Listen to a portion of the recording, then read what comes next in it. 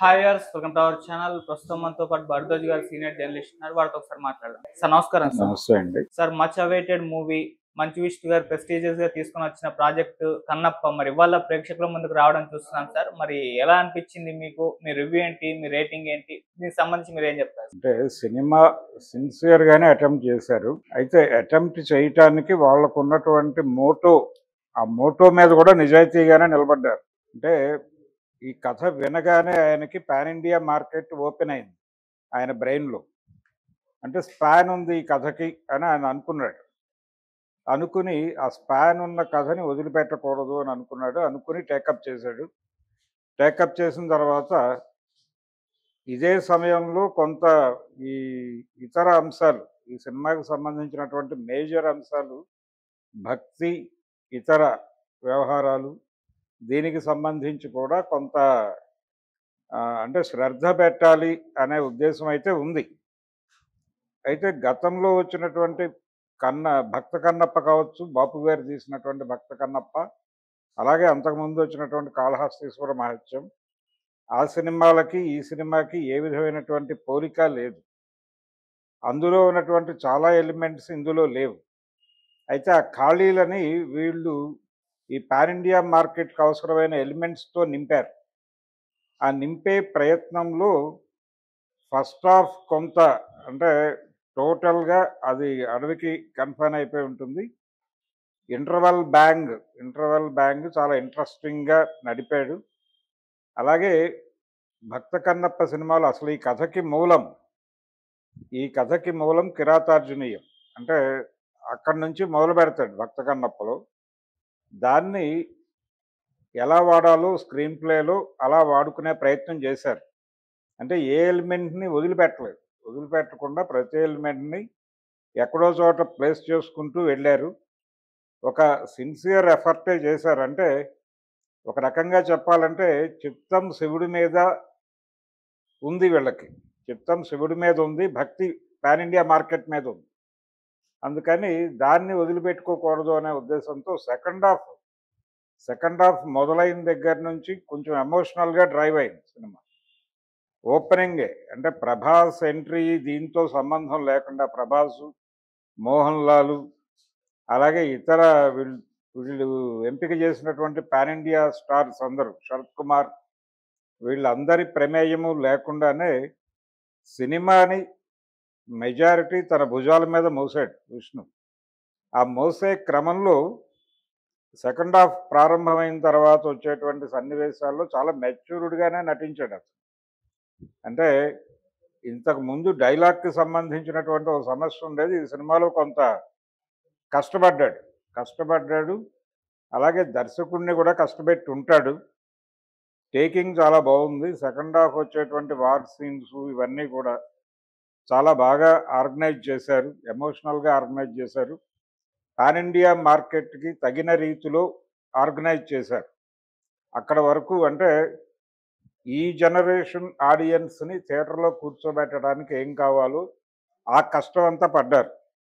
ఈ కష్టం పడుతున్నటువంటి క్రమంలోనే ఈ పాత సినిమాలు చూసినటువంటి వాళ్ళ బ్రెయిన్లో ఉన్నటువంటి అంశాలు అవన్నీ అంటే ప్రధానంగా భక్త కన్నప్ప సినిమాలో పాటలు చాలా వరకు అంటే మ్యూజిక్ డైరెక్టర్ సత్యం గారు ఆ సినిమాకి ప్రాణం పోసాడు ఒక రకంగా భక్త కన్నప్పకి. అది డ్యూయెట్లు కావచ్చు, లేకపోతే భక్తిపూర్వక పాటలు ఉన్నాయి, దానిలో భక్తి గీతాలు చాలా ఉన్నాయి, రామకృష్ణ గారితో పాడించారు. అవి కూడా చాలా ఎమోషనల్గా కనెక్ట్ అయినాయి. దీంతో పాటు అందులో ఉన్నటువంటి రావుగోపాలరావు క్యారెక్టర్ని, అలాగే ముదిగొండ లింగమూర్తి గారు చేసిన క్యారెక్టర్ని ఇందులో మోహన్ బాబు గారితో చేయిస్తూ సెకండ్ హాఫ్లో ఆ క్యారెక్టర్ని ఎలా వాడుకోవాలో అలా వాడుకున్నారు. అంటే భక్తిలో ఉన్నటువంటి అన్ని పార్శ్వాలని తడిమే ప్రయత్నం. అంటే సెకండ్ హాఫ్ ఆ వార్ ఎలిమెంట్ అయిపోయిన దగ్గర నుంచి ఒక 4-5 లేయర్స్లో కథ నడుస్తుంది. 4-5 ప్లెయిన్స్లోనూ ప్రభాస్ ఉంటాడు. ఆ 4-5 ప్లెయిన్స్లోనూ ప్రభాస్ ఉండటం వలన సినిమా అంతటా సెకండ్ హాఫ్ అంతా తన భుజాల మీద మోస్తున్నట్టుగా ఒక అనుభూతి కలిగిస్తాడు. కానీ అది ఒకటే లేయర్. ఇక్కడ మూఢభక్తిని చెప్తూనే రెండో వైపు ఛాందస భక్తిని ఖండించేటువంటి కార్యక్రమం కూడా నడిచింది మోహన్ బాబు క్యారెక్టర్లో నుంచి. ఆ ఛాందస భక్తిని ఖండించటము, ఈ మూఢభక్తిని గైడ్ చేయటము, ఇదంతా కూడా అంటే చాలా క్లియర్గా శివతత్వం ఎందుకు అడాప్ట్ చేసుకుంటారు చాలామంది అంటే, ఎవరైనా సరే ఎలాగైనా సరే అంటే దానికి ఏమి సిస్టమ్ లేదు అన్న పద్ధతిలో వెడుతుంది. ఈ కన్నప్ప కథలో కూడా అదే ఉంది, అదే అంశం ఉంది. అంటే నేనేం తింటానో అదే పెట్టుకుంటాను నా దేవుడికి, అంటే యాక్సెప్ట్ చేసేవాడే దేవుడు అయి ఉండాలి అనే పాయింట్. ఇలా కింది తరగతులకి శివుడు కనెక్ట్ అవ్వటం, కింది తరగతులకి కింది కులాలకి శివుడు కనెక్ట్ అవ్వటం వెనకాల ఉన్నటువంటి ఒక నేపథ్యం అనుకుంటే, ఒక నేపథ్యం అనుకుంటే ఆ నేపథ్యానికి మూలం ఇదే. అంటే ఎవరు ఏమి పెడితే అదే తింటాను, ఎవరు ఎలా కొలిస్తే అలాగే నాకే అభ్యంతరాలు లేవు అనేది ఒక ఒక సూత్రాన్ని ఈ కథ ద్వారా చెప్పాలి అని అనుకుని బహుశా ఆ కథను డిజైన్ చేసి ఉండొచ్చు. జోర్జెట్ కావచ్చు, అంతకు ముందే ప్రచారంలో ఉన్నది ఆ పాయింట్నే ఆయన తీసుకొని తన కాళహస్తీశ్వర మహత్యం దీనిలో ఈ కథని జోడించాడు ఆయన దూర్చెట్టి. ఆ జోడింపు అక్కడి నుంచి వీళ్ళు కొన్ని ఎలిమెంట్స్ తీసుకున్నారు. అలాగే దీన్ని ఫిలసాఫికల్ ప్లెయిన్లో చెప్పదలుచుకుని ఉంటాడు తనికెళ్ళ భరణి గారు. ఆ ఫిలసాఫికల్ ప్లెయిన్లో చెప్పదలుచుకున్న అంశం బహుశా ఇదే అయిండొచ్చు. అంటే సర్వమానవ సౌభాతృత్వాన్ని కోరుకోవడమే శివతత్వము అన్న పద్ధతిలో ఏదో డ్రైవ్ చేసి ఉంటాడు. ఆ డ్రైవ్ చేసే ఆ క్రమం ఉంది దీనిలో. ఈ కథలో కూడా అది కనిపించింది, ఆ ఎలిమెంట్స్ ఉన్నాయి. కాకపోతే వీళ్ళు పాన్ ఇండియా మార్కెట్ కోసం పెట్టినటువంటి ఇతర ప్రయత్నాలు, ఎఫర్ట్స్ ఏవైతే ఉన్నాయో అవి కొంత కమ్మేసినాయి, కొంతవరకు మాత్రమే. కాకపోతే సినిమా కన్విన్సింగ్గా ఉంది, పర్వాలేదు. సినిమా వెళ్ళి థియేటర్లో కూర్చుని చూడొచ్చు. ప్రభాస్ కావచ్చు, మోహన్ లాల్ కావచ్చు, వాళ్ళ స్క్రీన్ స్పేస్ ఎంత ఏమిటి అనే వివరాల్లోకి వెళ్లకుండా కథకి అవసరమైన పద్ధతిలో వాడుకున్నారు వాళ్ళని.